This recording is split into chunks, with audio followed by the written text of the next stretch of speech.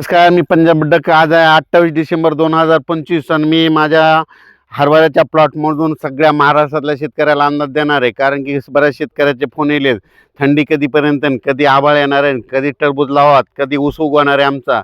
तर राज्यातल्या सर्व शेतकऱ्याला पुन्हा आणखीन एक सांगू इच्छितो, आणखीन काही शेतकऱ्याचे असे फोन आले की 2026ला दुष्काळ पडणार आहे का, त्याचा देखील मी आता ह्या अंदाजामध्ये खुलासा करणार आहे. पण सुरुवातीला आधी अंदाज देणार आहे. आज आहे 28 डिसेंबर 2025.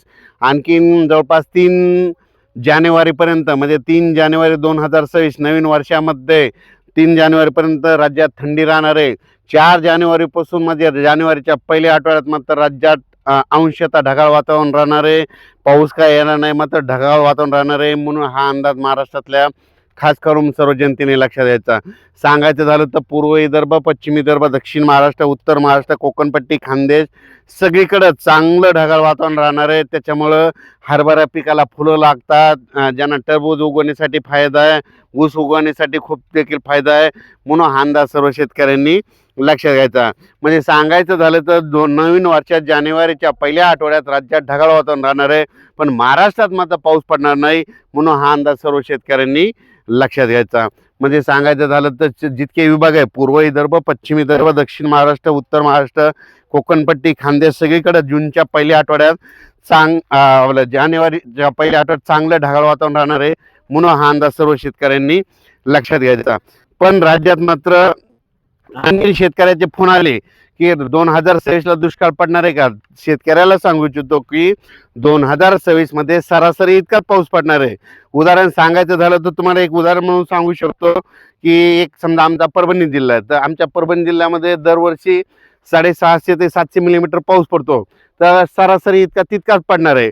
यंदा काय झालं, यावर्षी 2025ला मात्र 1300 मिलीमीटर पाऊस पडला. आणखीन एक उदाहरण सांगतो, सोलापूर जिल्हा आहे. दरवर्षी सोलापूर जिल्ह्यामध्ये 350 ते 450 मिलीमीटर पाऊस पडतो, पण यावर्षी 800-900 मिलीमीटर पाऊस पडला. म्हणजे सांगायचं झालं तर म्हणजे जसा 25ला पडला ना, तितका 26ला पडणार नाही, फक्त सरासरी इतका पाऊस पडणार आहे. म्हणून हा अंदाज लक्ष घ्यायचा. म्हणजे दुष्काळ काय वगैरे पडणार नाही, मात्र जितका पाऊस कमी तितके मात्र पिकं जोरात येणार आहेत. म्हणून हा अंदाज लक्ष घ्यायचा. पुढच्या वर्षी देखील हरभऱ्याचं पीक खूप चांगलं येणार आहे, यावर्षी देखील खूप चांगलं येणार आहे.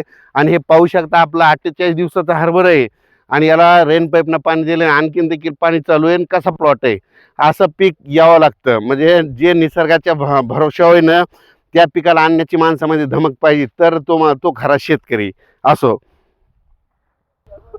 द्राक्ष पट्ट्यातल्या शेतकऱ्याचे फोन आले, पाऊस येणार आहे का. द्राक्ष पट्ट्या शेतकऱ्याच्या अंदाजाची बातमी, पाऊस काय येणार नाही, त्याच्यामुळे काही चिंता करायची गरज नाही. नाशिक जिल्हा, नंदुरबार जिल्हा, धुळे जिल्हा, पश्चिम महाराष्ट्र, सातारा, सांगली, सोलापूर, कोल्हापूर, पुणे, म्हणजे मंगसुरी, कर्नाटक, त्या शेतकऱ्याला सांगू इच्छितो, फक्त पाऊस काय येणार नाही. जानेवारीच्या पहिल्या आठवड्यात फक्त ढगाळ वातावरण राहणार आहे, त्याच्यामुळे काही चिंता करायची गरज नाही. फक्त देशामध्ये सांगायचं झालं तर मला जानेवारी 2026च्या पहिल्या आठवड्यात मात्र तामिळनाडू, केरळ त्या पट्ट्यात, मला तामिळनाडू राज्यात आणि केरळ राज्यात आणि आंध्र प्रदेश आणि तेलंगणा त्या पट्ट्यामध्ये पाऊस पडणार आहे. त्याच्यामुळे आपल्या महाराष्ट्रात जानेवारीच्या पहिल्या आठवड्यात ढगाळ वातावरण राहणार आहे. म्हणून हा अंदाज लक्षात घ्यायचा.